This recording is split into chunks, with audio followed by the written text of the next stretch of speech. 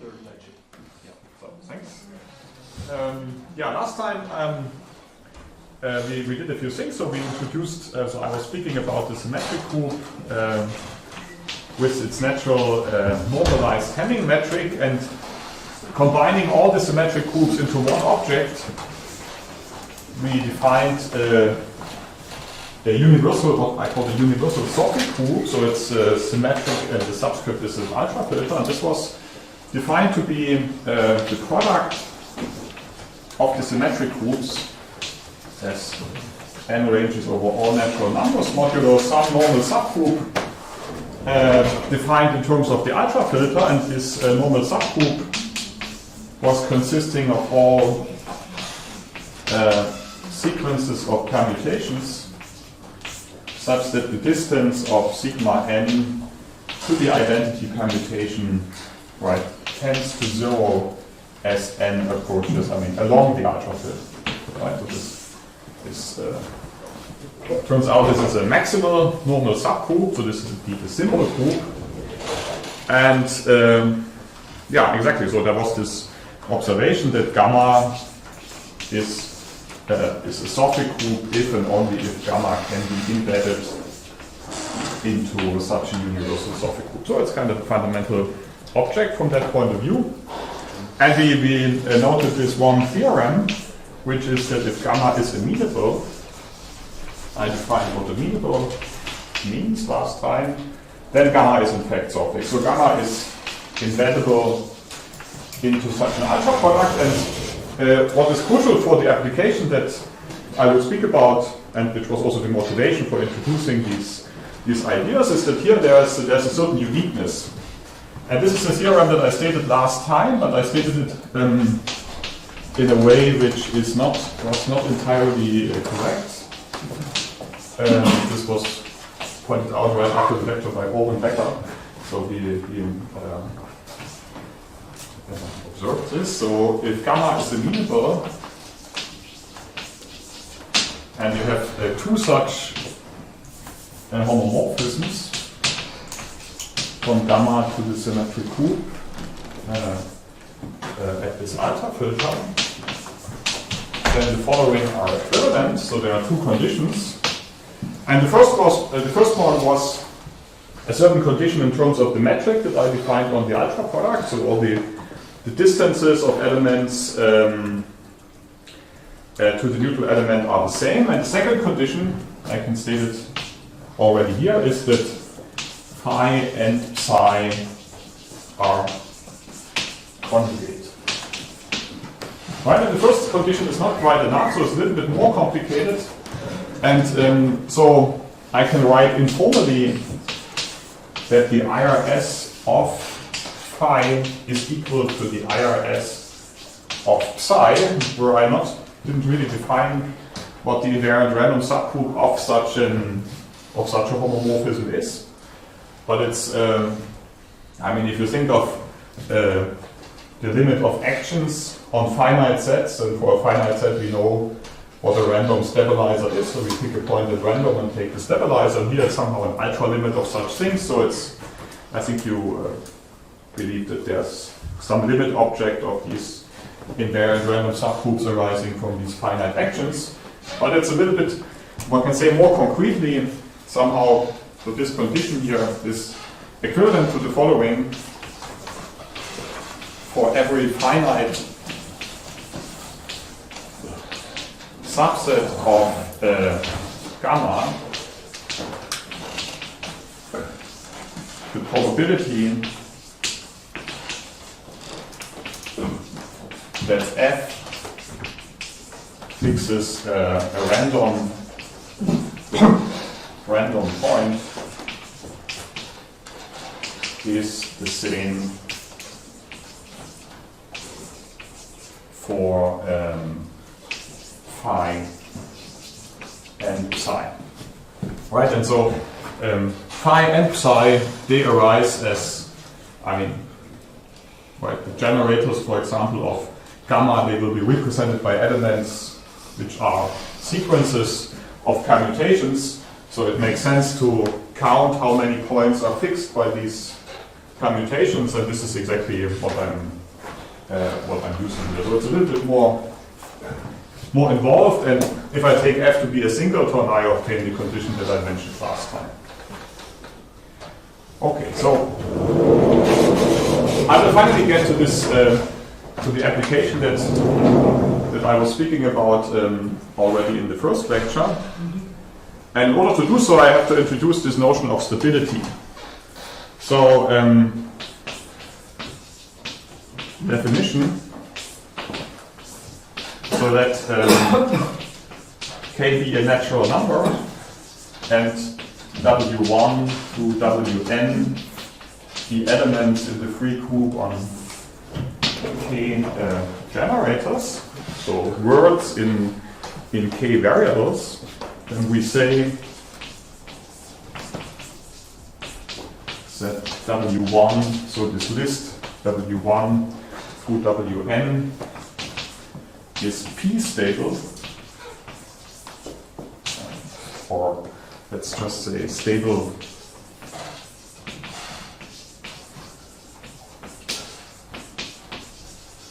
in permutations, give the following hold. So that's the definition. For all epsilon greater than 0, there exists delta greater than 0, such that for all n, for all natural numbers n, if, right, so now comes the condition, if sigma 1 through sigma k satisfy that the distance, right, so this sigma 1 through sigma k, these are elements in the symmetric group on m letters, so permutations of n points, satisfy, right, for all these words, that the distance of wi of sigma 1 through sigma k to the identity is less than delta. This is supposed to be true for all 1 less than I less than n. Right, so that means that these permutations, if you evaluate this word wi on these permutations in the symmetric group, you obtain a permutation that's very close to the identity permutation. So it's almost a solution to this set of equations. Simultaneously, it solves all these equations at the same time. Right, then there exists sigma 1 prime through sigma, I only have to keep track of the right indices, also in the symmetric group on m elements such that distance of sigma I to sigma I prime is less than epsilon, and wi of sigma 1 prime through sigma k prime is equal to the neutral element, again for all indices. These are n words. Right, so it's a long definition, but kind of makes sense. If you find almost solutions to your set of equations, then nearby you find proper solutions, and the motivating example was the case where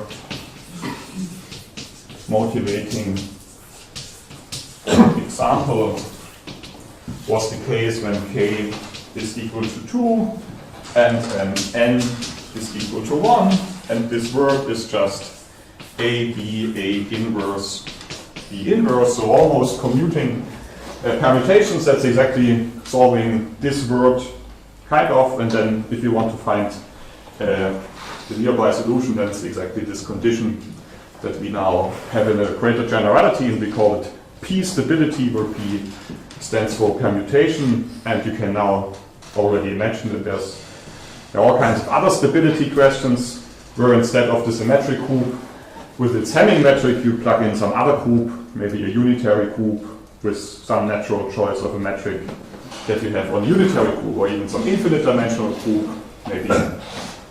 Well, there are many things that you can think of. And our main result is indeed that some systems of equations are p-stable, and this will cover the motivating example that I gave at the beginning.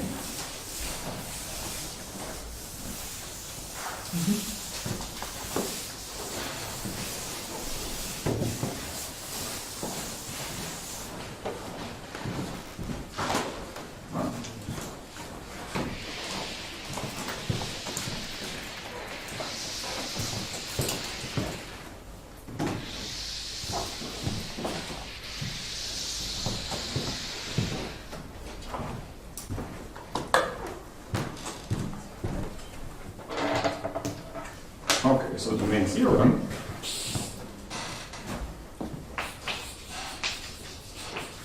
which is joint work with Becker, Alex Robotsky, is now the following. So let K be a natural number as above, W1 through Wn, the elements in the free group on K generators, and consider, assume that the group gamma, which is defined with the generators x1 through xk and relations, is amenable. Right, so that's the condition that you have to put on the relation. So it's only a condition on the group actually. So it's a little bit gives us a priori many different systems that would actually define the same group in this sense. And if you look at this example, also covers the motivating example, because in that case you have two generators and the commutator, so the group would be Z squared, which is an abelian group and in particular amenable. So now the following are equivalent. So it's not true that all such systems of equations can be solved, because we know already, just because the group is amenable, you will be able to almost solve these equations, right? Because acting on a Fermat set will give you almost solutions to these equations. And in general, there are even examples of simple finitely generated amenable groups, so they would have no finite quotients. There are infinite finitely generated simple groups. They would have no finite quotients, so there must be some additional condition, right? You will not be able to solve these equations in all cases. But the following conditions are equivalent. So the first is that the system of equations is p-stable. And the second one is now very easy to formulate in terms of these invariant random subgroups. Every IRS on gamma is a limit of finite index IRS. Right, so yesterday we saw that if you consider this for the free group, this is actually a conjecture by Aldous and Lyons in their generality, but it implies this conjecture that all groups are sophic. But here we are asking something in a quite different spirit. So this invariant random subgroup is an invariant random subgroup on this amenable group gamma. Right, so it's a priori not a consequence, also there's no logical relationship to these other conjectures by Koloff and Aldous and Lyons. So it's very nice to formulate it in terms of invariant random subgroups. So now second condition, so that's now not so complicated to see. This second condition is in many cases very easy to check for particular amenable groups. So example let's consider the group gamma equal z square, and just observe that this space of subgroups of z square, well, that's a countable set, right? So it's as a space, it is very easy to understand, and on a countable set, there are not so many probability measures. So I mean, at least you can describe the probability measures completely, because they're having atoms at individual points, and the atoms have to add up to 1. So that's what a probability measure on a set is, on a discrete set. So this is countable, and an IRS, right? And moreover, the action by conjugation is trivial because the group is amenable, and an IRS is just a distribution of atomic measures. Or let's say, I mean, one calls a Dirac measure at a point, one calls that an atom in the language, such that, I mean, this atom is weighted by the measure of the atom, and the condition is such that the weights add up to 1. Right, and so some of these subgroups, they are already of finite index, we don't have to do anything there. And other groups are not of finite index, so for example, the group, let's say Z in the first copy, but it's clear that it's a limit of finite index subgroups, because, for example, right, consider, so for example, if you have this group, nz, so this would be a point in the space of subgroups. As n tends to infinity, this converges to this subgroup, which is not of finite index anymore, but it's pretty clear that all the groups that you find, they are clearly... nz as the second component. Sorry? We want nz as the second component, not the factor group. Yes. Not z mod n. Yeah, sorry. Yeah, I was thinking about the proportions you are. Yeah, so as n tends to infinity, this converges to this infinite index subgroup.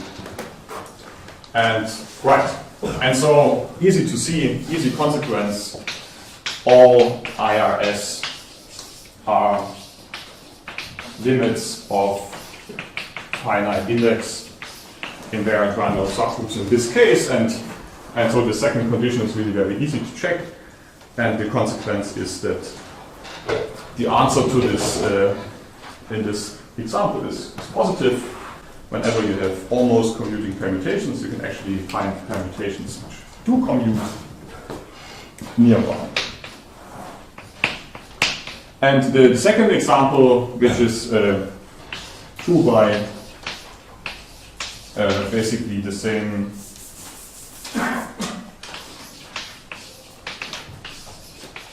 arguments, is polycyclic groups. The polycyclic group, then all the subgroups are finitely generated, and so there are only countably many elements, there are only countably many subgroups, so it's the same situation. Now this conjugation action can be a little bit more complicated, but if you have a measure that is atomic and it's invariant under a group action, then the only way that can happen is that the orbits of the atoms are finite. So what you really obtain is that this measure is supported on groups which are almost normal in some sense, so there are only finitely many conjugates. And for those groups, again, you can quite easily show that there are limits of finite index subgroups of polycyclic groups. And there's also an example where the second condition is not satisfied, so it's an if and only if. And that's also quite interesting to see, I guess. What is the mechanism in this case?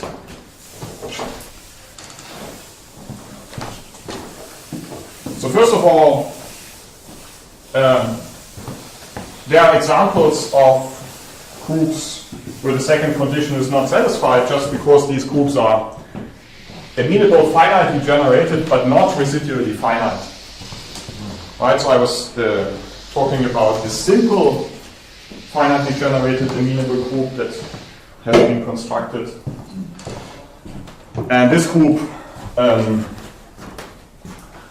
well, it has various different invariant random subgroups, but none of it is of finite index unless it's really and none of it is of finite index unless it's the trivial. No, not the trivial. I mean the groups in the invariant random subgroup, which is concentrated at the entire group, right? Because this group just does have no finite index subgroups whatsoever. So non-examples. I mean, there are many. If you don't put any further conditions, where there exists gamma, which is infinite, amenable, finitely generated, and not residually finite. So it's not finitely presented though, but still, I mean, just for the purpose of this example. So there exists almost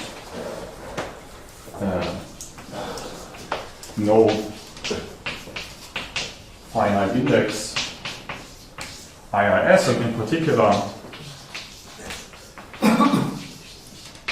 the Dirac measure concentrated at the trivial subgroup is, which always exists, is not a limit of finite index IIS. So, and this is basically because the group is not residually finite. Yeah, and so this is even more than not residually finite. But let me give you an example which is residually finite, but still this second condition is not satisfied. So this is the following group. It's a group of 4x4 matrices. Let me write it like this. So there's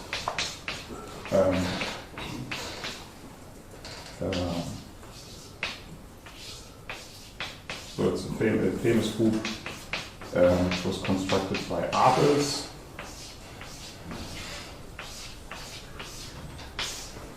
Where star means you lie in this ring. So this is because you have these powers of p here. It turns out to be a finitely generated group, even though this is not a finitely generated ring. I mean, not a finitely generated abelian group. And this group itself is residually finite. So it's a group of matrices. It is residually finite, but it has a quotient, right? So it's very easy to see that the center of this group is the group which has only things in the upper right corner. Everything else is just a diagonal matrix. And if one takes the central quotient, but not by the entire center, but only by part of the center, so there's a group like this, 1, 1, 1, and here you have your copy of Z sitting inside gamma. This is the central subgroup, and this group gamma modulo Z can be shown to be not residually finite. So this is not residually finite.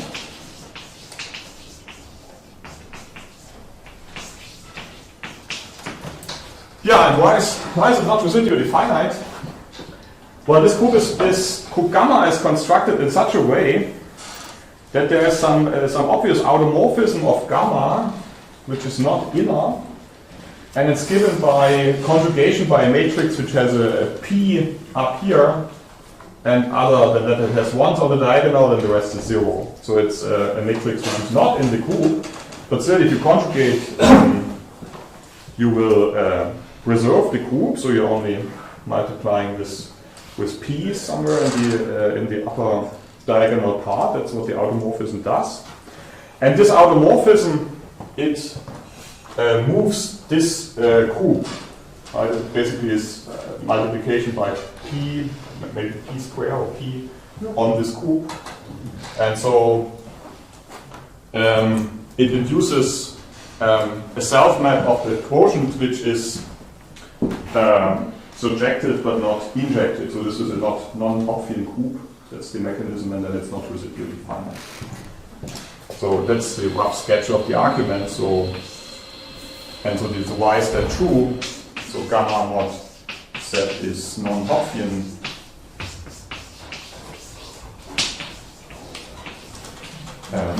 By this special automorphism, looking at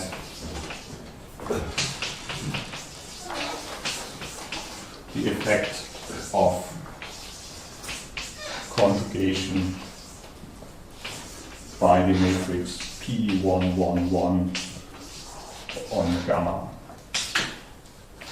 Right, so as I said, roughly it moves the center to a proper subgroup, and then somehow you have a problem.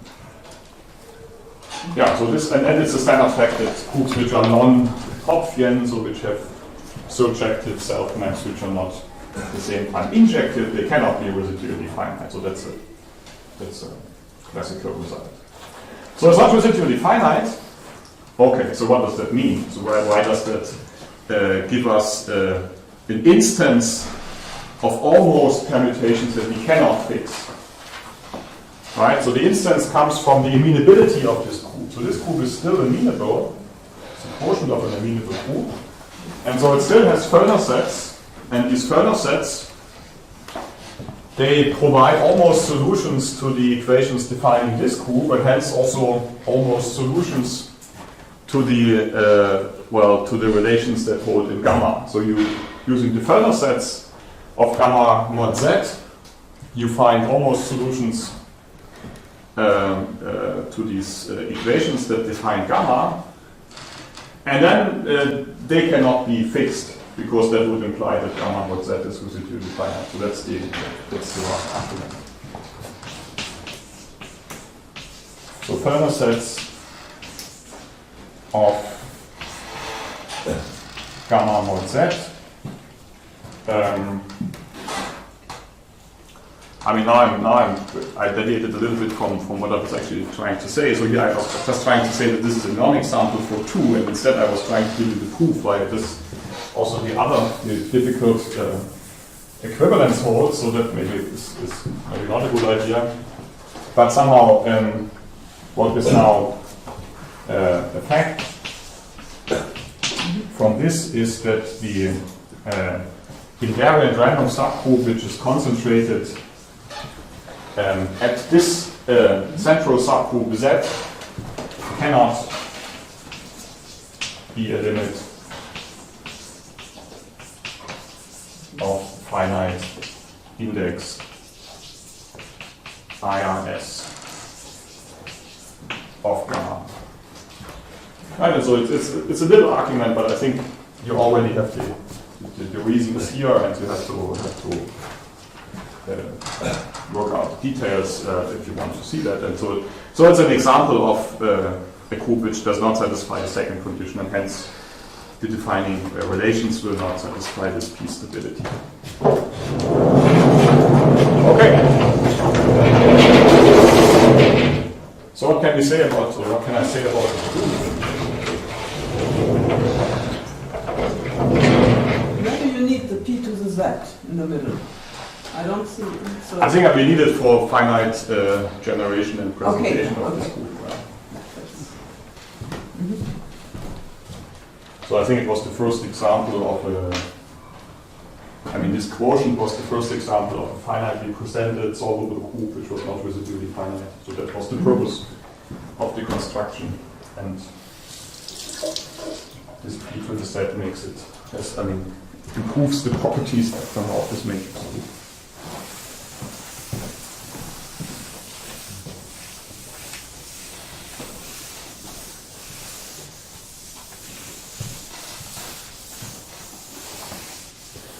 So I will concentrate on the direction which is the useful one. So if you have this condition on the invariant random subgroups, then you want to prove this P stability. Right?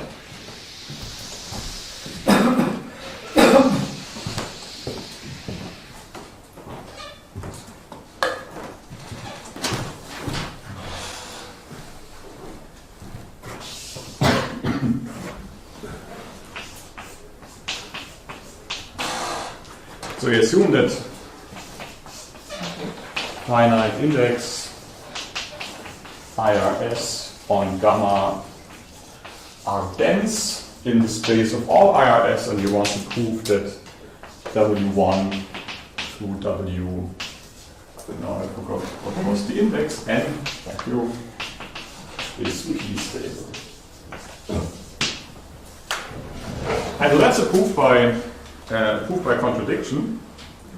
And for I mean the assumption, I mean what we want to prove is that for all epsilon there exists a delta, right? And so the typical strategy, if you want to prove such a statement, is that you negate that, and that would say that there exists an epsilon, so that for all delta something bad happens, right? And then that gives you a sequence of instances where something bad happens, and then you pass to the ultra product. So that's the rough idea of, I mean, typical strategy of proof by compactness or proof by compactness and contradiction. So that's the typical strategy. So aim is to prove for all epsilon greater than 0 there exists a delta greater than 0 such that something holds, and assume that's wrong.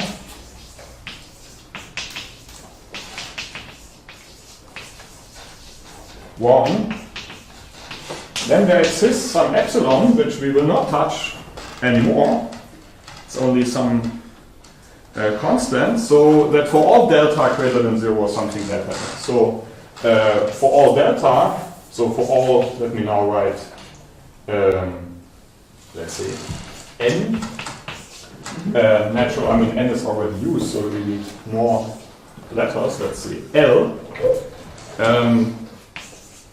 W1 through WL through WN can be satisfied with error less than 1 divided by L by permutations.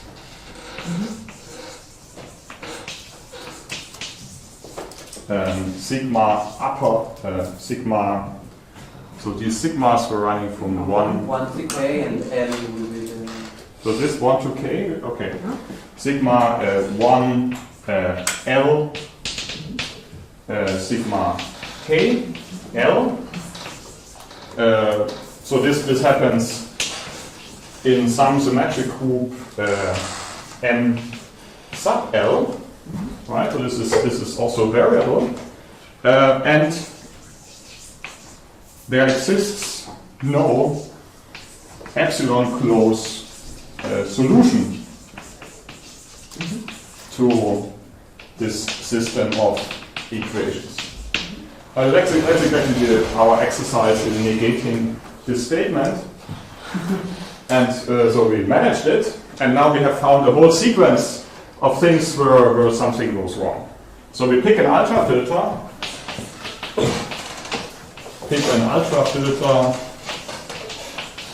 supported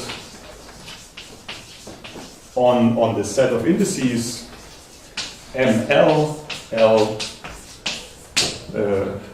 Well, that's a certain subset of natural numbers. We want to focus on that subset, and so we can restrict. I mean, for simplicity, let's just assume that this is the set of natural numbers, and this index ML is just L, right? It doesn't really change the picture, and so maybe we should just do this for simplicity. And it's not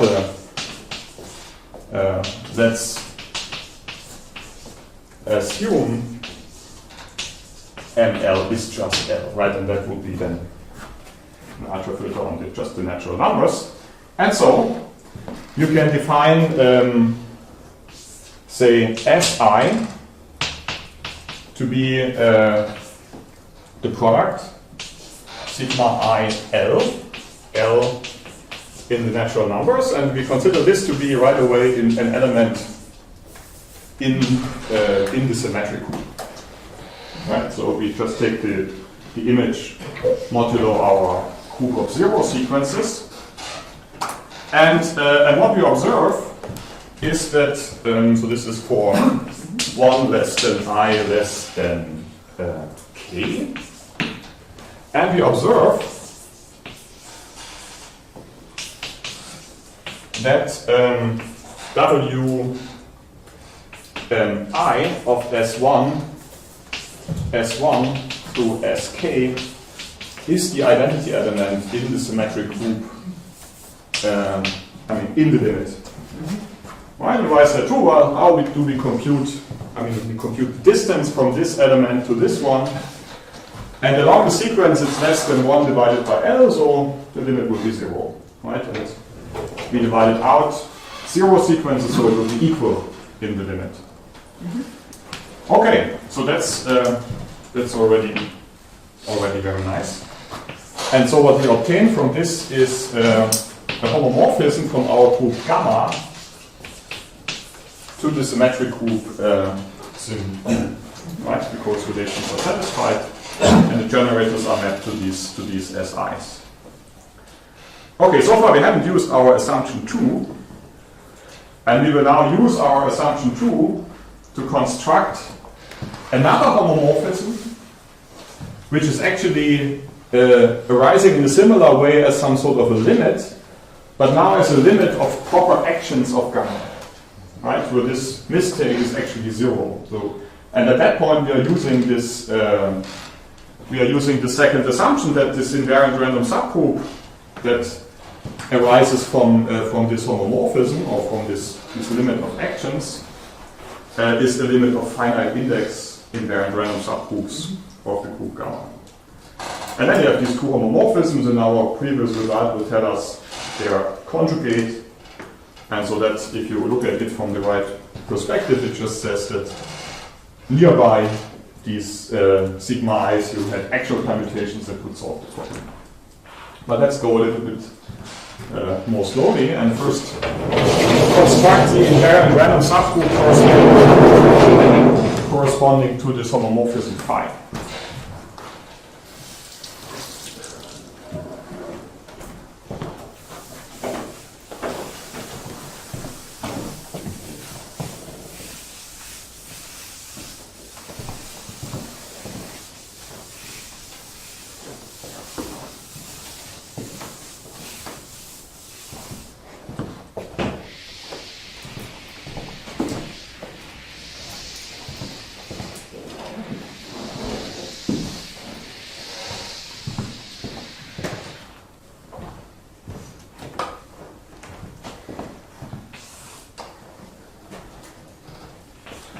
So for every L, this tuple of permutations, sigma 1 L to sigma KL, defines an action not of the group gamma, but an action of the free group on K generators on the set of points from 1 to L.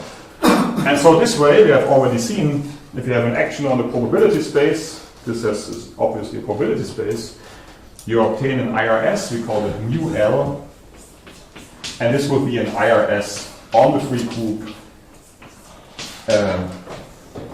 on K generators. Right, so this is just sort of at the index L, and we also at this point want to let L tend to infinity, and that's possible. So this is a compact space here. It's a space of probability measures on a compact set with some invariance condition, but this is definitely a compact space. And one can just take that to the limit. So that's maybe looks a little bit scary, but it's just the same as taking ultra limits of real numbers. You can also take ultra limits of probability measures. And this mu is again an invariant random subgroup of the free group on K generators, and it captures exactly the behavior of this limit action, this limit of permutation actions. Right, and so what is interesting to observe is that if if we set n to be the normal subgroup generated by 1 through W1 through WK, this is the normal subgroup corresponding to gamma, then for all W in this normal subgroup, W1 up to Wn. N. Yes, K yeah. So Wn. Then for any W which is in this normal subgroup, the probability according to this measure mu of the event that W lies in, well, the event that W lies in H is equal to 1, right? What is W? Inside N. W is an element in N, so it's an Abelian element in the free group on K generators. Mu is an invariant random subgroup on this set, and so I'm using this probability language that, I can also view this as a characteristic function of those subgroups which contain W, and so in a slightly different language this would be, well, let's write it like this. So you have the characteristic function of the set of groups that contain W, and you integrate this with respect to the probability method. It's just another way of writing it, because probabilists write P instead of integral. And that is 1, because, so why is it 1? Well, at least for the generators of this normal subgroup, it's 1 divided by L, and as L tends to infinity, it's 0, and then for things which are in the normal subgroup, you can argue in a similar way. Did n become h? No, h is the random variable here. But it's exactly the consequence of that is that the probability that n, so this normal subgroup is actually a subgroup of H, that this is also 1. Right? So everywhere where this measure is giving any positive value, n is actually in the subgroup. And so actually this mu lies in the space of invariant random subgroups on gamma, because that is, this is exactly the space of those measures of those invariant random subgroups on the free group on K generators, so that for all H in the support of this measure mu, n is contained in H. Right, so that's this basic correspondence of normal subgroups or subgroups in gamma are exactly the subgroups of the free group that contain this n. Right, so this is just an identification of sets and hence of probability measures defined on these sets. Okay, so you have in the end constructed an invariant random subgroup on gamma, which captures exactly the limiting behavior of your almost actions. And so now the next step is to write mu as the limit as L tends to the alpha filter of invariant random subgroups of gamma of finite index. So with mu L at finite index IRS of gamma. Right, and so there's a little, still a little way to go, but you already see where the true actions come from. They arise exactly as the actions that lead to these finite index invariant random subgroups of gamma. Right, and so you have two ways of writing the same invariant random subgroup. One way is actually by true actions of gamma. The other one is the way that came out of the sequence of almost solutions to your problem, Well, and now this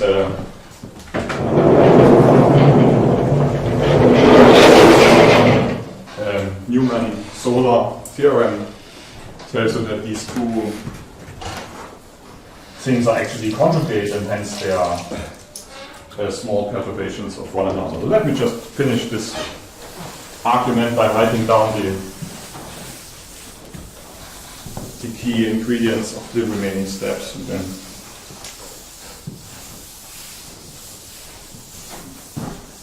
end with some remarks.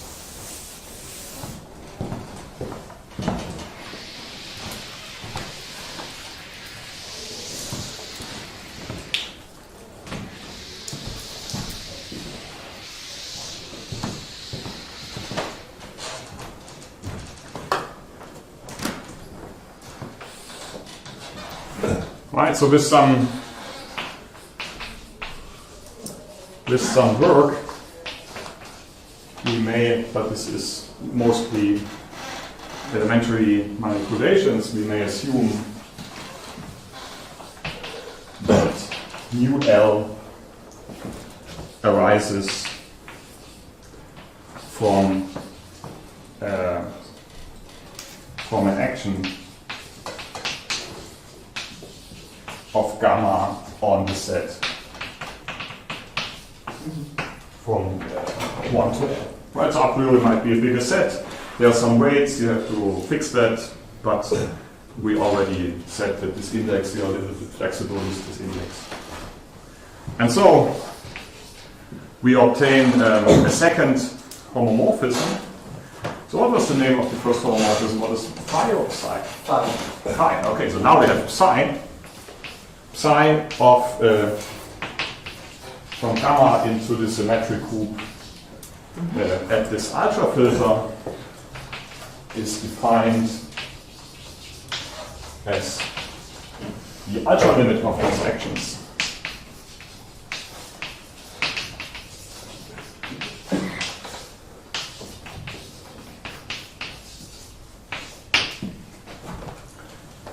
Okay, so here there's no problem passing to gamma, we don't have to argue, it was already defined on gamma all the way, right? And this, the Newman-Solar theorem now implies that phi and psi are conjugate. And, well, conjugate, that's not really essential. We can, by changing the names of the letters, we can just assume that they are equal, right? Right, so changing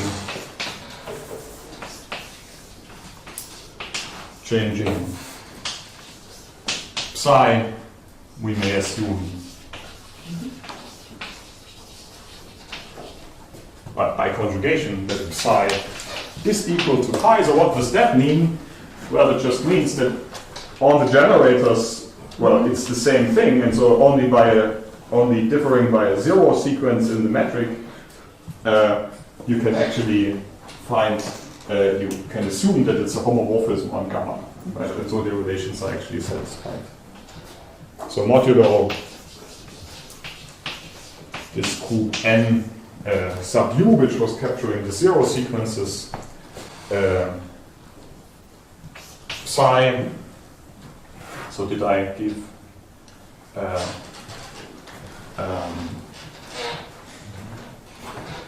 I didn't give a name of these actions, but these, well, modulo the representatives of phi and psi agree. And that's now, I mean, the way we set up this argument, this is now a contradiction to the assumption that there exists epsilon, but this is not the case. So somehow we turned, we finally contradicted, so contradiction.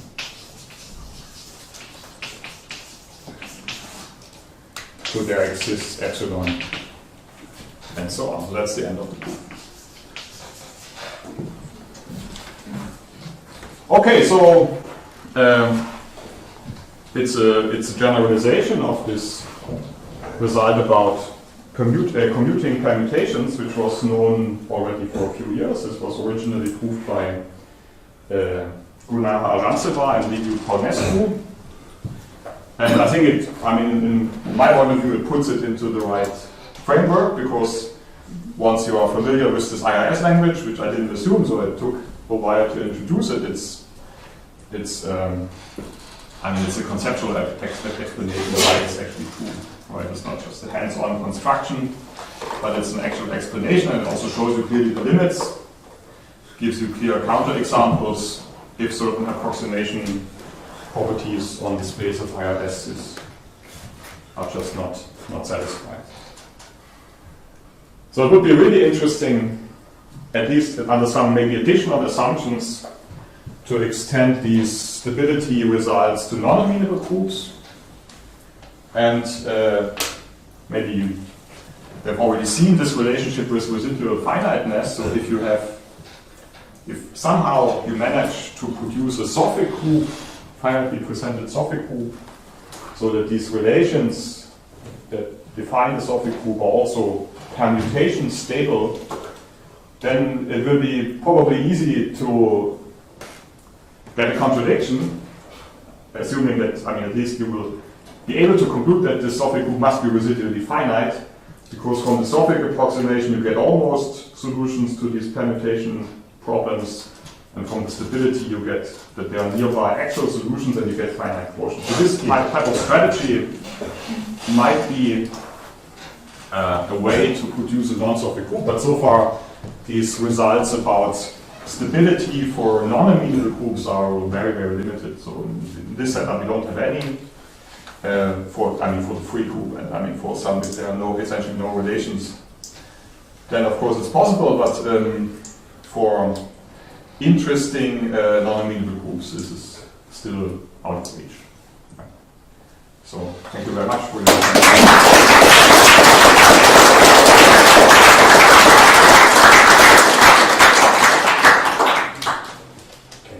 I think we'll dispense with questions until 4:30.